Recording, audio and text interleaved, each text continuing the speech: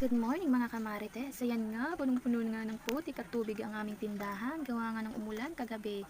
Sobrang lakas ng ulan kagabi at ayan, todo linis na ang mga marites nyo dahil ang daming kalat, lunis na lunis. Tambak ang trabaho ng mga marites nyo. At ayan, dahil tambak ang trabaho ng mga marites nyo, linis-linis time na, uunahin ko na nga itong ilabas ang aming mga candy.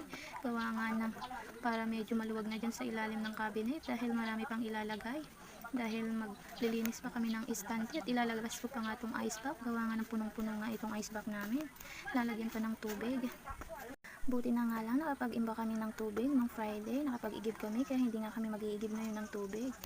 Less sa trabaho mga kamarites, pero kung hindi kami nakapaglagay ng tubig sa aming balde, siguradong maraming trabaho at may bata nga dyang makulit. Kung ano-ano na namang kinukuha dyan sa ice pack. Hoy, batang makulit, hindi pa yan malamig kaya lumayas ka dyan. Agang-aga pa nga, may bata nang sumama sa amin. Hindi pa nga yan nakakapag-almusal. Sumama na nga dito sa tindahan. Kasi nga, umiyak doon kasi iiwan daw siya ng mama niya. Kaya ayan, sinama ko na nga kahit medyo umuulan. Kasi ayaw nga magpaiwan sa bahay. Ang kulit-kulit kasi. Kagigising nga lang niya, no? Kung ano-ano na namang iniisip. Meron na namang balak kuhain yung batang yan.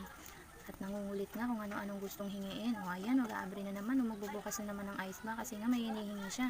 Magpapabili nga daw siya. Wala nga kami tindang pinapabili niya doon yun sa labas. Kaya mamaya maghintay ka ng batang makulit.